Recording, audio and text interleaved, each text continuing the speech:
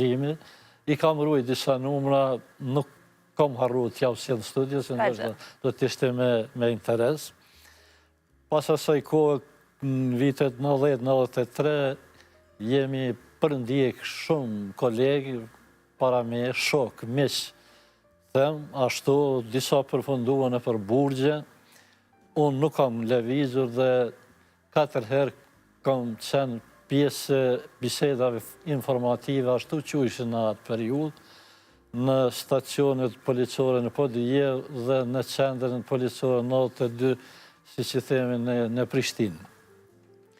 Gjatë kësaj periudhe kemi kalu bukur vështirësi, sepse torturat kanë qenë të mërshme.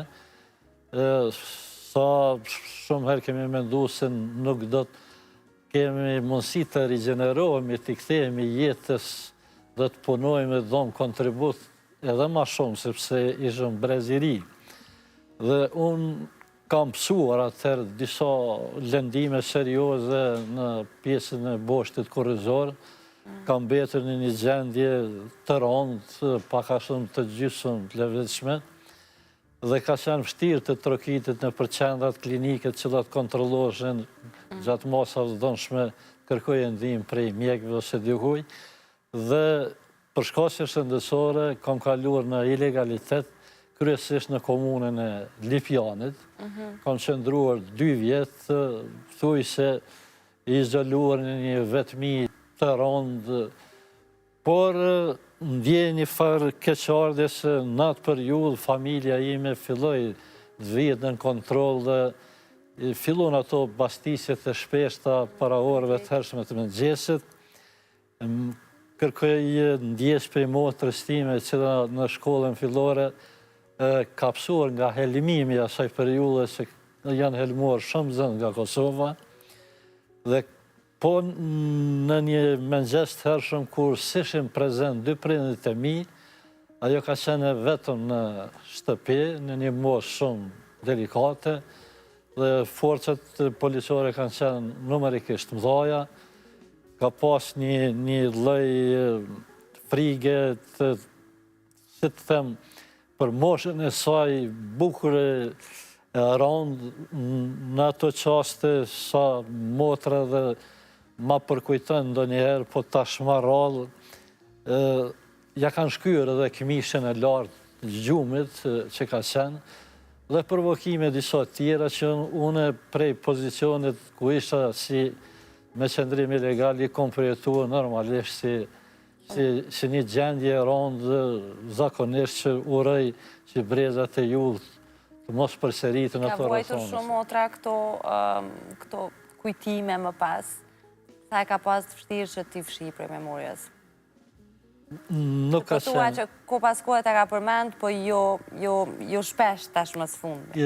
Motra mas shumë të më kursen mua, se une kom përjetu rëndë atë akt ati mëngjesi, se ajo kishte probleme e traumatizuar me helmim në shkollë, në shkollën fillore, pikërisht në Lopshtë Poshtën, edhe aty u hellë, u përdor një sasi e helmit, dhe u ballafaqu me aktin e dytë të prezencës së policisë dhe njësive që kanë qenë policore, shumë përgatituna, dhe ka qenë një akt për të cilën unë ndihem keq edhe sot.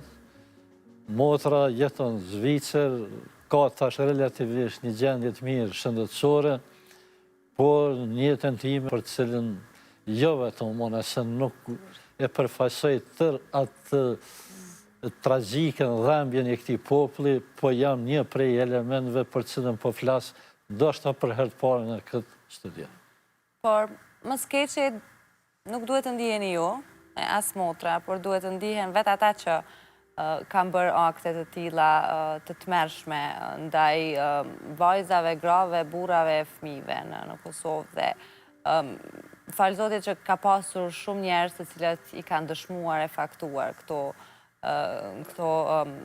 gjërat të tmerrshme që kanë ndodhur. Kështu gjithmonë të mundohemi që të mos e vëmë vetëm në faj kur ai që duhet ndihet keq është tjetri dhe jo ne. Për ta përmbledhur dhe kohën televizive, se dua, keni një jetë të tanë me plot histori dhe dua që të shfrytëzoj mundësinë që sa të kam këtu t'i përmendim edhe disa prej tyre.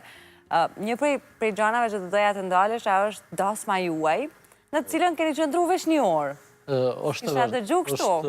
Është të vërtet, po përmbledhe shkurtimisht, fejesa ime ka ndodhë larg shtëpis, familja organizoj ke një ceremoni kur unë nuk e kisha mundësin me nda ditë gëzimit të fejesës time me bashkëshortën time Suzana që përshëndes së dhe i ka disa përjetime i ka nda bashkarisht me mua.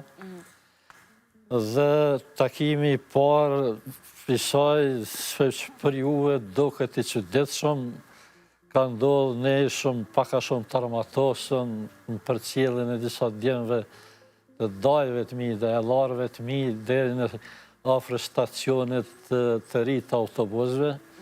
Kam qenë i maskur dhe me një lloj robësht cilat nuk i praktikoj me i vesh kur, po ishte një farë rreziku jonë kështu për me u taku tash me dashërin me gruën, cilin jetoj bashkarisht. E që sa shumë rrezikon njëri për dashni, edhe në ato rrethana. është shumë e vërtet, dhe me qenë se asajo se ka pas letë, se jetoj ke me një farë angsti, se në ramja ime në burgu, se arrestimi Sigurisht, se ka po me undje... Regulon raportet njerëzore, atë aspektin e dashurisë sinqert që kanë tri sidomos.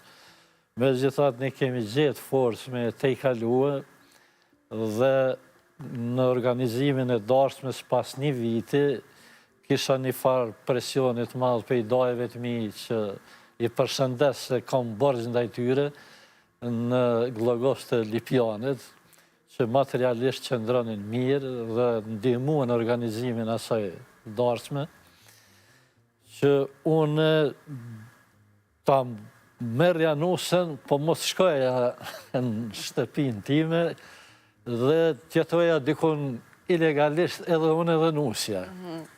Dhe unë nuk e di, u të regova pak kokfort dhe vendosa spaku pak tjem aty, për disa orë, me qenë se me një farë për kujdesi siguria zakonisht madhe, atë mbromje dhe ditëve tjera gjumin e kam bon në një punëtëri të një kusheririt tim që e ka në vranë dëllë, që ka një distancë për i lagjes, pak ma shumë se 1 kilometër, dhe ditën malë gjumin në vranë dëllë dhe kështu ishte një farë kombinimi deri sa u afru pragu i luftës dhe unë me dëshirë, sa dhe që nuk jam mithari luftës, por lufta imponohet, sidomos kur është të nevojshme për shtirimin e vendit, atë s'ka fije dyshimi se gjithë duhet jemi aty. Dhe kështu një farjetë e imja në pika, po thëmë, vija trasha. Në vija të trasha, për të cilën të falenderoj shumë që erdhe të ndash sot bashkë me gjithë shikuesit që në ndjekin çdo pasdite, duke të përgëzuar një herë me atë që e nisëm për librin, krejt shkurt, ata që duan të lexojnë dhe duan të kenë në duart e tyre, ku mund të gjejnë? Librin e kam shpërnda në librarit kryesore, në librarin Dugazini, Artini, të libraria nëse zgaboj Buzuku, dhe mund të gjitha librarit që janë pak me emrat njoftën, aty mund gjindet ky libër. Mendoj se nëse më lejohet koha, kam një ide për që në kom hedhe në disa studio tjera, ka qanë mirë institucionet me pa pas mundësi me këthy në një film, sepse ka ngjarje dhe shtjellime interesante, me i dhonë peshe epokës e asharave dhe me zbardhe, me ndryqua si një ngjarje rëndësishme në historinë e popullit shqiptare. Shumë e vërtet, dhe unë në fakt as unë vetë se kuptoj, plot njerëz e bëjnë këtë pyetje, si ka mundësi që deri sot nuk ekziston një film i tillë. Faleminderit shumë për prezencën edhe njëherë, zoti Pireva. Kënaqësi t'ju kisha në studio. Faleminderit për kohën, hapësirën, ju i dëshiroj punë të marrë, shëndet dhe gjitha të mirat. Për kohën i kërkojmë falje arbit se jam marrë minutat e këngës, po s'ka gjë sa i këndon nesër. Juve s'kemi për çdo ditë këtu. Faleminderit për vëmendjen të dashur miq, vazhdoni të jeni me ATV natën.